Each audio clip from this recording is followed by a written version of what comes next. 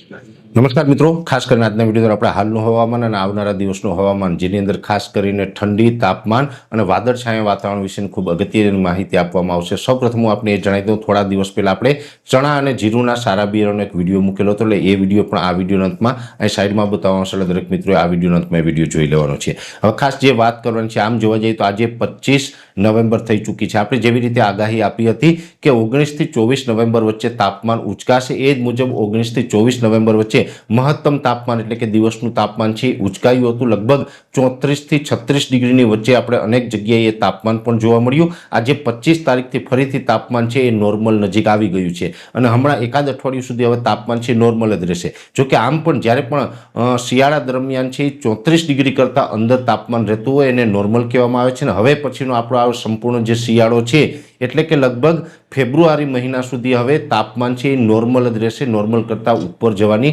કોઈ સંભાવનાઓ નથી. એટલે હવે તાપમાન આપણે વધશે નહીં, ઉલટાનું આપણે તાપમાનમાં વચ્ચે ક્યાંય ને ક્યાંય ઘટાડો આવશે. એટલે આપણે ઠંડીના રાઉન્ડ આવશે, કોલ્ડ વેવના રાઉન્ડો છે એ જોવા મળશે. બાકી આપણું તાપમાન છે એ હવે નોર્મલ રહેવાનું છે અને આપણે ડિસેમ્બરના પ્રથમ અઠવાડિયામાં ઠંડીનો સારો એવો રાઉન્ડ પણ આવશે. જોકે અત્યારે આપણે નવેમ્બર મહિનાનું છેલ્લું અઠવાડિયું ચાલી રહ્યું છે અને અત્યારે જે આજે 25 તારીખથી જે ઠંડીનો રાઉન્ડ ચાલુ થયો છે એ પણ નોર્મલ રાઉન્ડ છે, ચોક્કસથી ચાલુ થઈ ગયો છે.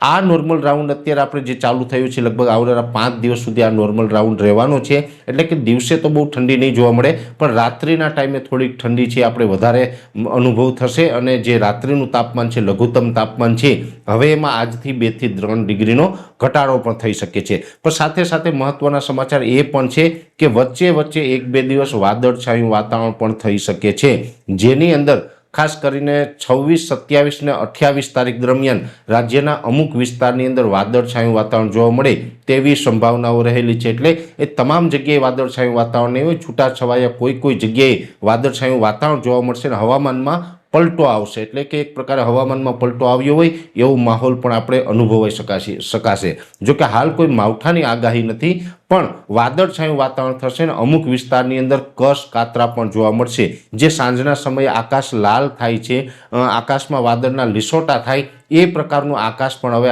આવનારા સમયમાં આપણે ચાલુ અઠવાડિયા દરમિયાન જોવા મળે તેવી સંભાવનાઓ છે. એટલે ખાસ કરીને હવે આપણે કોઈ તાપમાન ઊંચું નથી જવાનું. ઠંડીનો રાઉન્ડ આજથી ચાલુ થયો છે અને હવે આવનારા દિવસમાં વાદળછાયું વાતાવરણ અને અમુક જગ્યાએ કસ જોવા મળે એ પ્રકારનું નોર્મલ હવામાન રહેવાનું છે. નવેમ્બર મહિનાના છેલ્લા અઠવાડિયામાં જે નોર્મલ હવામાન હોય એ હવે આપણે આજથી જોવા મળે તેવી શક્યતાઓ છે. વિશેષ માહિતી નેક્સ્ટ વિડીયોમાં આપવામાં આવશે. શરૂઆતમાં મેં આપણે જણાવ્યું હતું, આ સાઈડમાં વિડીયો દેખાય એને ટચ કરીને જોશો એટલે ચણા અને જીરુના સારા બિયારણની માહિતી મળી જશે. દરેક મિત્રોએ વિડીયો લાઈક આપીને દરેક ગ્રુપમાં શેર કરવો, યુટ્યુબ ચેનલને સબસ્ક્રાઈબ કરજો અને ફેસબુક પેજને ફોલો કરજો.